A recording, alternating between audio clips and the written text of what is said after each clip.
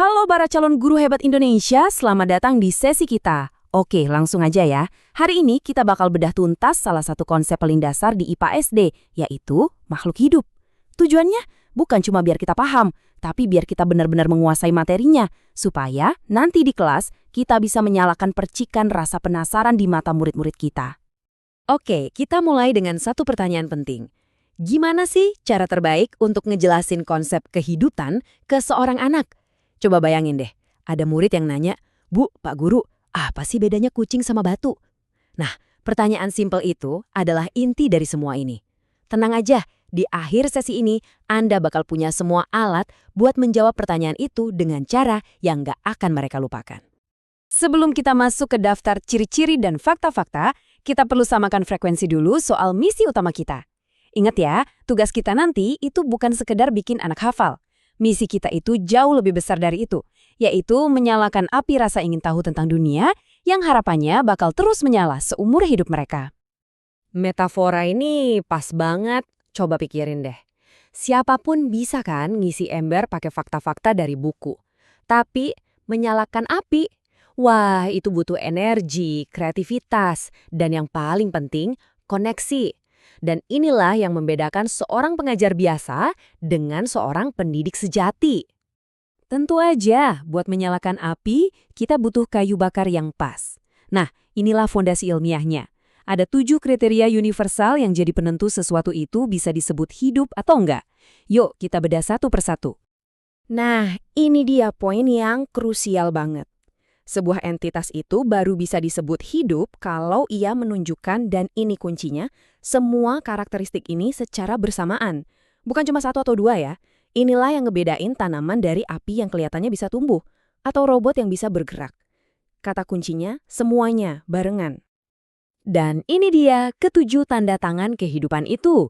Mulai dari bernapas, bergerak walaupun gerakannya super lambat kayak di tumbuhan, lalu tumbuh dan berkembang biak, peka sama rangsangan, butuh makan atau nutrisi, dan yang terakhir mengeluarkan zat sisa. Anggap aja ini adalah daftar periksa universal kita untuk kehidupan. Oke, daftarnya kita udah punya, keren. Tapi pertanyaannya sekarang, gimana caranya mengubah 7 poin ini dari sekedar teks di buku menjadi sebuah pengalaman belajar yang hidup dan seru buat anak-anak di kelas? Nah, ini jembatannya. Salah satu cara paling jitu itu lewat klasifikasi. Kenapa?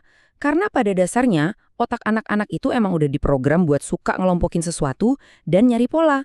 Jadi, waktu kita ajak mereka mengklasifikasikan makhluk hidup, sebenarnya kita lagi bantu mereka membangun rak-rak pengetahuan yang rapih di dalam kepala mereka.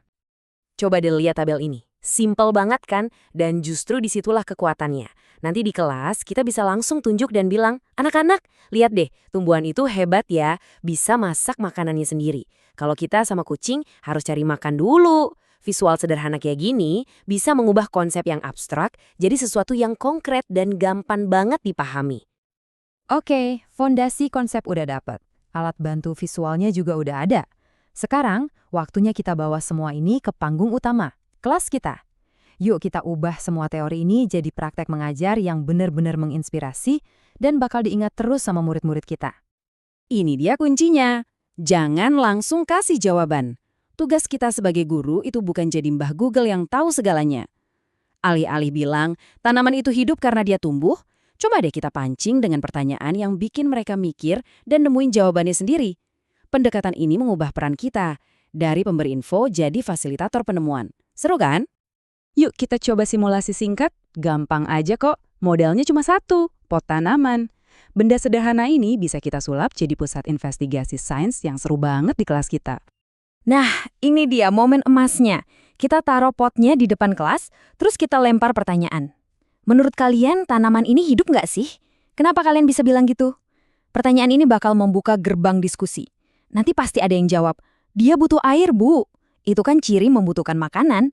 Ada lagi, "Daunnya ngadep ke jendela, Pak." Itu peka terhadap rangsang. Biarkan mereka yang menyambungkan titik-titiknya sendiri. Ini beberapa amunisi pertanyaan pemantik lainnya yang bisa Anda pakai. Coba perhatiin polanya ya. Nggak ada satupun dari pertanyaan ini yang jawabannya cuma iya atau enggak. Semuanya itu dirancang buat mancing pemikiran, mendorong mereka buat mengamati, dan yang paling penting, menyalakan rasa ingin tahu. Saya mau kita semua benar-benar meresapi kalimat ini. Ini adalah inti dari semua yang kita bahas dari tadi. Tugas kita bukanlah jadi sumber segala jawaban. Tugas kita adalah jadi arsitek yang merancang sebuah perjalanan penemuan yang seru dan menarik buat murid-murid kita. Oke, sebagai penutup, sekarang giliran Anda. Saya punya tantangan kecil. Berdasarkan semua yang udah kita bahas, coba pikirkan. Pertanyaan pemantik apa yang bakal Anda ajukan pertama kali saat membahas topik ini di kelas nanti? Pikirkan baik-baik ya, karena pertanyaan pertama itulah yang akan menyalakan apinya. Terima kasih sudah menyimak dan semangat selalu.